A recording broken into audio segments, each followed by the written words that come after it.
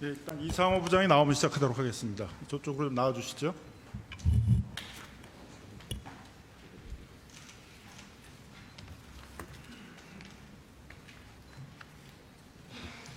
예, 시작하겠습니다. 일단은 그 회의록을 좀 띄워주세요. 자꾸 그 이상호 부장이 이제 말로 대충 넘어가려고 그래서 좀 회의록을 보면서 좀 얘기를 해보십시다.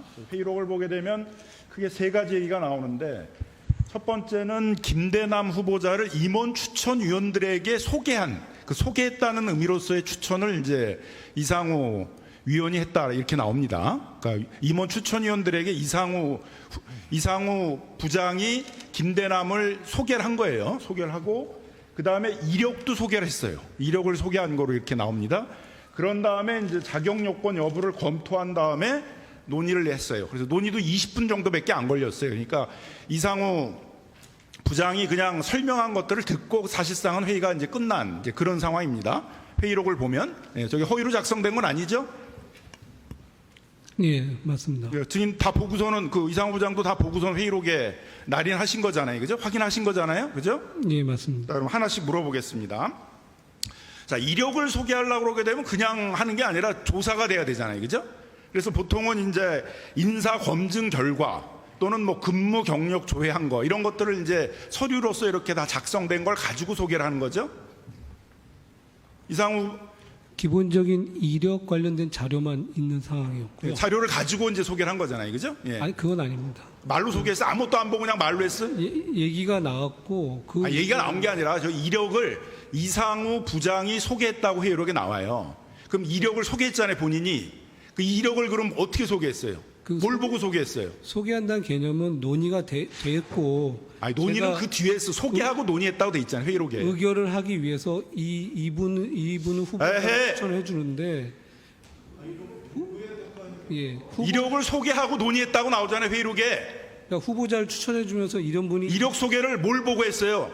그 임추위의 서보에 실무적으로 준비하는 그 자료에 그 실무를 누가 했어요? 그럼 누가 그 자료를 만들어 왔어? 그거는 임추를 하고 있는 서부의 실무 직원들이라는 겁니다. 그 직원 누가 해왔어요? 그러니까 누가? 그럼 그 직원에게 김대남에 대해서 근무 경력이나 인사검증 자료를 만들어 오라고 지시한 사람이 있었을 거 아니에요? 그 사람은 누가 했어요? 누가 지시를 해서 그 직원이 그 자료를 만들어 가지고 왔어요? 그건 현장에서 참석해서 제가 봤기 때문에 정확히는 모르겠습니다. 에헤이, 거기 위원들이 누구누구예요? 나머지 4명 이름을 얘기해 보세요. 아까 말씀드린 대로 그 서보에 임원이 한 분 있고 그 다음에 사회이사 3분이 있습니다. 사회이사가 누구예요? 교수님 3분하고 교수님 3분이 그 실무적인 걸 할 수가 없을 거 아니에요. 교수님 3분이 어떻게 사전에 김대남에 대해서 인사검증 결과물을 하고 근무 경력 조회 이걸 해가지고 올 수가 있어요. 결국은 뭐 그 서부에 누구든가 아니면 이상호 부장 둘밖에 없잖아요, 지금. 그 다른 사람한테 책임을 물으지 말고 본인이 한 건 본인이 해야지. 회의록에 분명히 본인이 이력을 소개하고 그 소개한 걸 가지고 논의를 했다라고 나오는데 왜 거짓말을 해요? 그러니까 아까 처음에 이력 소개를 그래서 어떻게 했어요, 그러면? 제가 말씀드린 대로 이제 논의를 하고 나서 이분을 의결을 해야 논의는 그 다음에 했다니까. 회의록을 봐요, 회의록. 저 회의록은 이력을 소개한 후 위원 전원이 동 후보의 자격 요건 충족 여부를 검토하며 그 다음에 논의했다고 나오잖아요. 이력을 소개를 해야지 논의를 하지. 이력도 모르는데 어떻게 논의를 해요? 뭘 알고 논의를 해야지. 그 이력을 논의에 필요한 이력의 소개를 이상호 부장이 했다고요. 그건 부인하면 안 되지. 회의록에 나오잖아. 그죠? 자, 그래서 그 후보 이력을 소개했어요. 그리고 그 이력을 소개한 내용을 얘기해 보세요. 어떤 내용으로 소개를 했어요? 뭐 이분이 뭐 연령이 얼마 어떻게 되고 과거 무슨 경험이 있다, 경력이 뭐가 있다는 걸 간략하게 얘기를 하고 그 내용을 토대로 이분에 대해서 그러니까 그걸 소개하려면 이상호 부장이 읽어보고 소개를 해야지. 읽어보지도 않았는데 어떻게 소개를 해요? 본인이 다 읽어보고 그 내용을 아니까 소개를 한 거지. 그러니까 아는 사람이, 그러니까 그 김대남을 갖다가 여기 임추위에다가 제안하는 사람이 소개를 하는 거지. 그 사람을 아는 사람이 소개를 하는 거지. 그 이상호 부장이 아니까 소개를 한 거 아니에요. 사전에 그 관련돼서 논의를 했었고, 저거는 사전에 논의 20분밖에 안 의견을 했고 하기 전에 소개를 한 다음에 논의를 했어요. 회의록에 나오잖아. 그것도 상식적으로 맞잖아요. 소개를 먼저 해야지 논의를 하지. 아무것도 모르고 무슨 논의를 해. 그래서 소개를 했어요. 이상호 부장이 소개를 했어. 뭘 보고 소개를 했어요? 준비된 자료를 갖고 했잖아. 그래서 그 준비된 자료는 누가 준비했냐고, 누가 지시를 해서 준비했어요. 아까 말씀드린 대로 그 임원 추천위원회에 그 실무를 담당하는 서버 직원들이 그 간단하게 직원이 누구예요?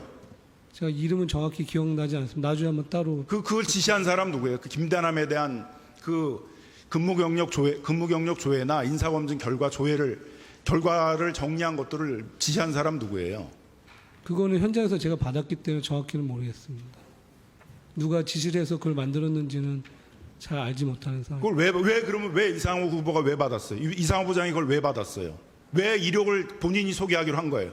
본인이 그 지시를 내리지도 않았고 했는데 본인이 알지도 못하는데 갑자기 거기서 서류를 받아가지고 거기서 소개를 해요? 그거 너무 이상하잖아요? 저희가 그 임원 그 추천위원회에서 저 부분을 아니 멘트할 그 때 자료를 소개할 사람이 이상호 부장만 있었던 건 아니고 여러 사람이 있었는데 그걸 본인이 이력을 소개할 때는 본인이 그걸 조사해 봤기 때문에 소개를 한 거 아닙니까? 저걸 자료를 회의록을 정리할 때는 관례적으로 예보에서 나간 그 이사가 그걸 말한 걸로 관례적으로 정리를 해서 그럼 하고 있습니다. 그러면 이상호 후보가 이력을 소개하지 않았는데 자기가 소개한 걸로 저기다 써 있다는 거예요? 그렇지는 않습니다. 마지막 멘트를 본인이 항상 소개를 했잖아요, 하고 본인이. 의결을 하고 있는 상황입니다. 소개를 하고 논의를 했다고요. 그리고 저기서의 추천이라는 걸 자꾸 말장난을 하고 있는데 저긴 임원 추천위원한테 추천했다고 돼 있잖아요. 임원 추천위원한테 제안한 게 이상호 후보란 말이에요. 그리고 본인이 다른 임원 추천위원한테 이 사람이 감사해요. 김대남이 적합하다고 지금 추천을 한 거 아닙니까? 회의록에 보면 사실관계가 뻔하게 나오는데 왜 거짓말을 하고 그래요? 누구로부터 제안을 받았어요? 금융위에 아니면 대통령실의 예보예요. 셋 중에 어디서 그 이상호 부장은 누구로부터 김대남을 추천받았어요? 아까 말씀드린 대로 외부나 내부에서 전혀 뭐 의견을 들은 건 없고요. 그 임추를 하게 되면 일반적으로 그 후보자에 대해서 논의라는 과정을 거칩니다.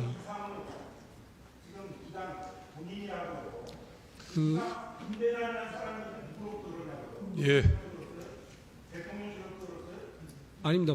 외부에서 들은 거는 전혀 없고 저희가 저 회의록은 기존의 긴 내용들을 짧게 추적해서 압축해서 기본적인 걸 보여드리기 때문에 제가 예, 우리 김남국 의원님 정리 좀 해주십시오.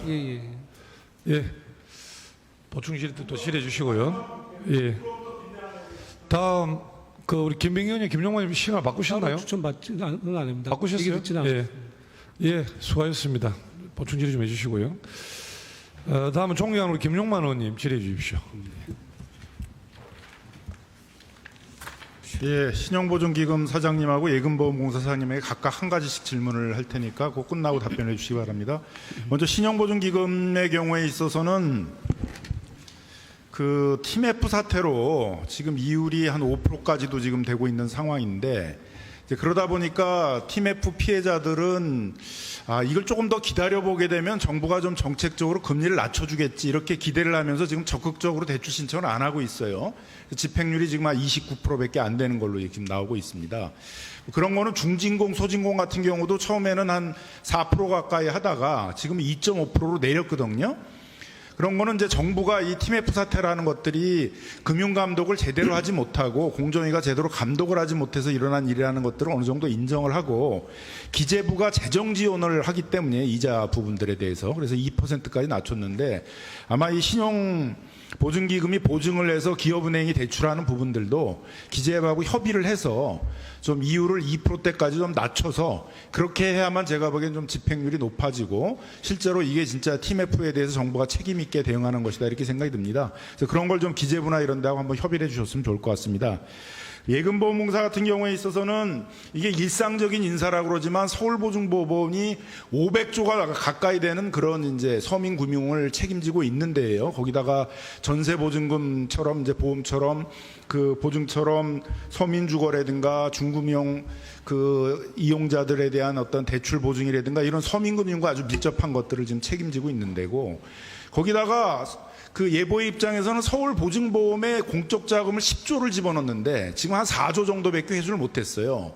나머지 6조를 이 서울 보증을 이제 상장을 시켜가지고 그 주식으로 회수를 해야 되는데, 그러면 이 회사를 잘 가꿔가지고, 그렇죠? 특히 그 잘 가꾸는 것 중에 하나는 지배구조도 중요해요. 회사의 그 지배구조가 어떠냐에 따라서 그 주식 가치에 큰 차이가 나게 되는데, 그렇게 해서 그걸 회수해야 될 그런 입장이 있는 겁니다. 근데 거기에 서열 2위가 되는 거예요. 감사면은 대표이사 다음에 서열 2위가 되는 인사를 하는데, 그게 일상적인 인사이기 때문에 사전에 개입을 안 했다, 이런 거는 너무 무책임한 얘기인 것 같고, 또 실제로 여기 회의록이 있습니다만 회의록도 보게 되면 7, 8분 만에 김대람이라는 사람들이 통과가 됐어요. 전혀 회계라든가 금융이라든가 재무의 경력이 없는 금융회사의 상근 간사가 되기에는 전혀 자격이 없는 사람이 불과 한 7분 만에 통과를 한 거 보면 이미 다 내정이 돼 있었던 거거든요.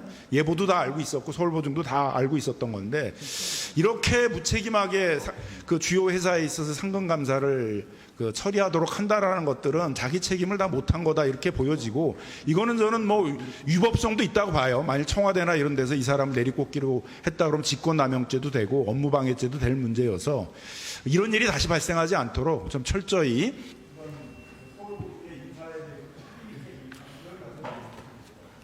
네, 알겠습니다. 네, 수고하셨습니다. 다음은 존경하는 김용만 의원님 질의해 주십시오.